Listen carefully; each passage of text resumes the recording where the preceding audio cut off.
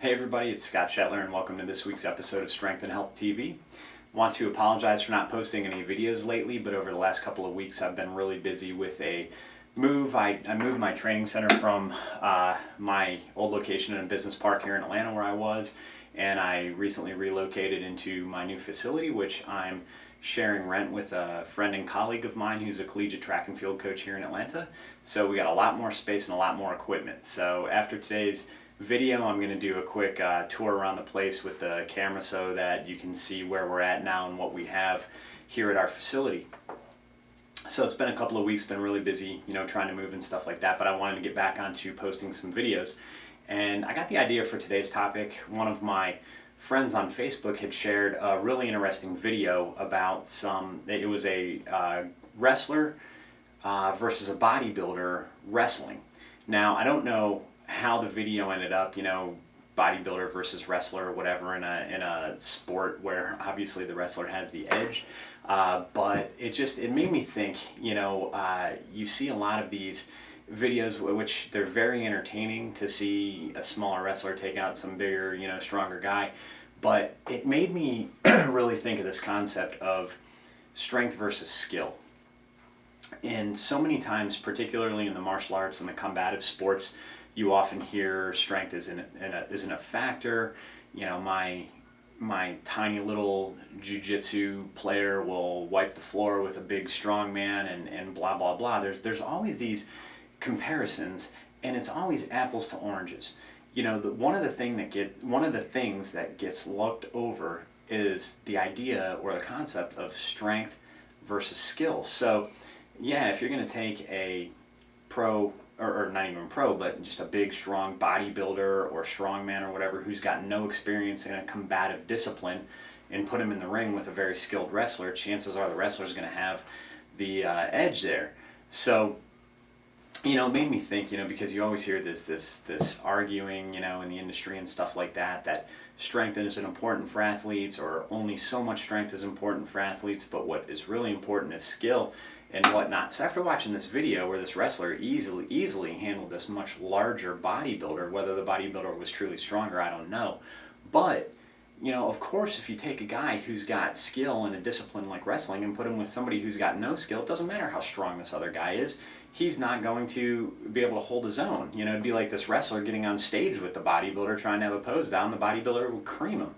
So while these videos are entertaining and it's fun to sit around and talk about, this guy would beat this guy, it really doesn't mean much of anything. Because when you're talking about athletics, you really can only compare the same discipline versus the same discipline. And I think that's something really important and something that gets overlooked, and also something that kind of rolls into this topic of strength versus skill.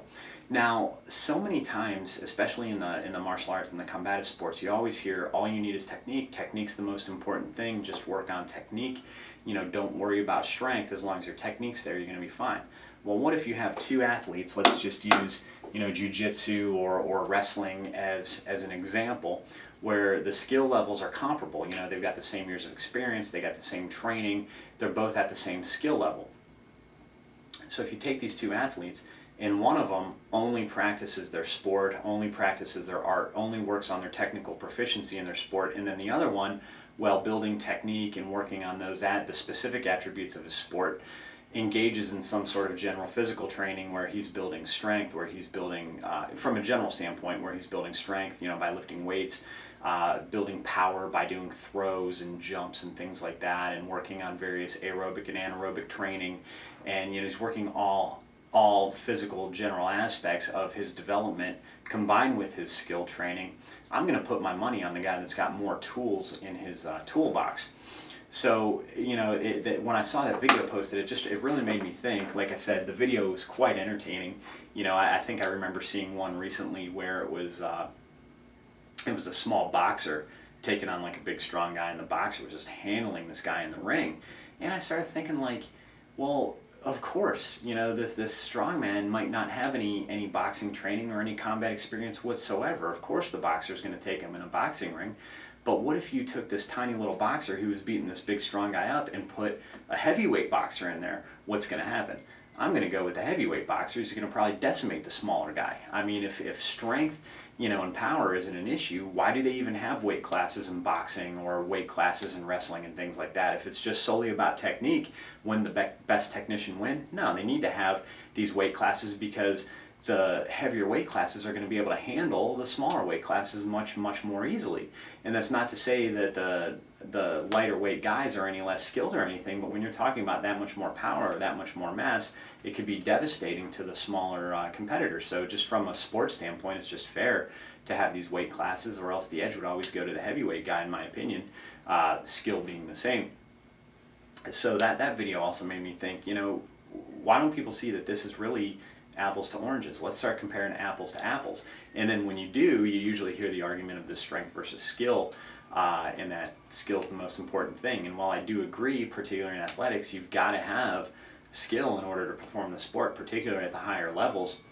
But if you don't have the general physical development, you're not going to be as wholly developed or as wholly prepared as you can be from an athletic standpoint. So I really think instead of wasting all this time arguing about, is it best to just pursue technique? Is it best to just learn my art? Is it best to just do this? Why not incorporate all aspects of physical development into your preparation so that you can be the most well-rounded, most highly prepared athlete as possible? Because isn't that what we're striving for in athletic performance, is to have the athletes that we work with, if we're coaches or if we are an athlete or a competitor, to be at the highest level of readiness when it comes time for the competitive season or the competitive event? I mean, isn't that what we're trying to accomplish?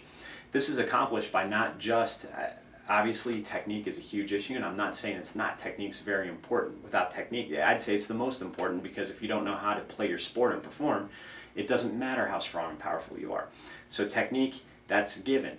But the other aspects that you have to look at develop, and you have to look at how much of each of these that you need based on your sport and your position within the sport. You've got strength, which covers maximal strength, it covers speed strength, it covers strength speed.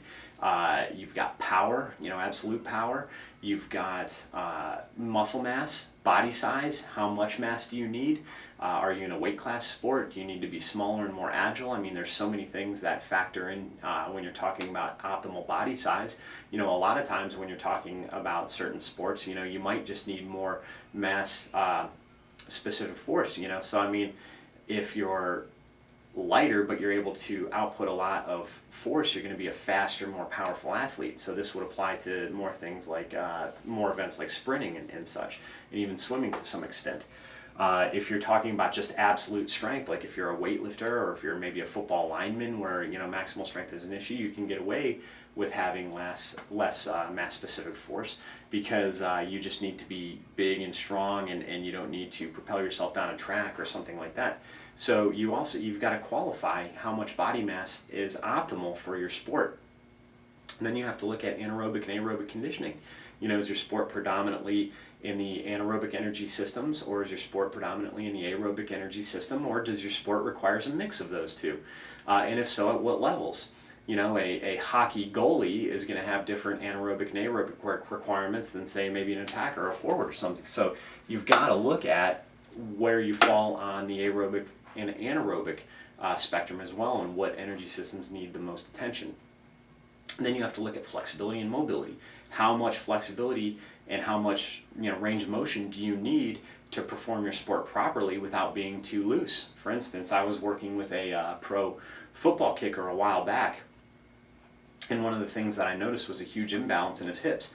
He had a lot of tension on the right side, the right lower portion of his abdominals. He was a right leg kicker, so it just makes sense. When you're swinging that leg across your body, you're basically doing a cross-body crunch, that he would have a lot of tension in that side of the body. But would it be to his benefit to get him totally stretched out and totally loose to the point where he was perfectly balanced, or does he perform better with just a little bit of an imbalance there where he is a little tighter on that side, so that when he stretches his leg back, he does get a big snap as he's swinging his leg into the ball? If he was hypermobile in that area, he probably wouldn't be able to take advantage of the stretch shortening cycle of those muscles that are required to swing the leg when he needs them. So you've got to be able to qualify what do they need for performance and what they need for health and to prevent injury. So you see, it goes way beyond just possessing strength. When we're looking at skill versus strength, there's many general physical attributes that need to be addressed that can determine the level of preparedness for an athlete. So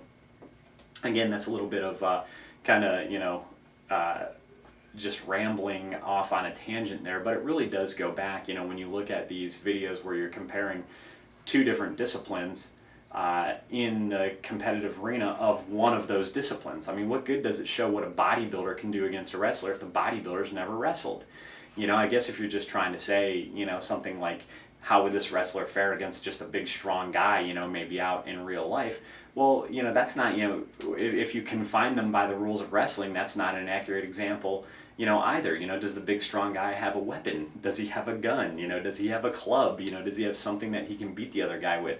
In street fights, there are no rules and there are no rings and things like that, and anything goes, and you're talking about more self-preservation and survival versus point fighting, in the combative sports. So the only way to find out how a wrestler would do against somebody in a street fight is to put him in that situation, not just pull a guy who just pumps iron all day into the wrestling ring and say, now go wrestle, with a referee and things like that.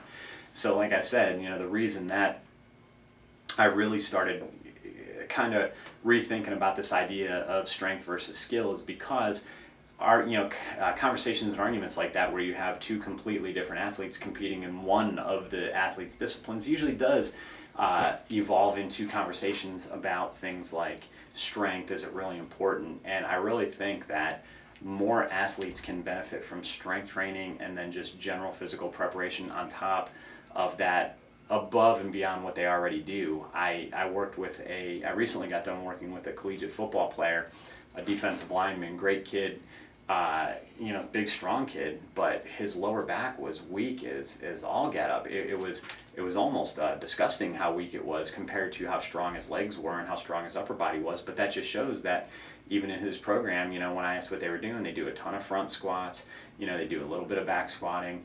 He didn't even know what a reverse hyperextension bench was.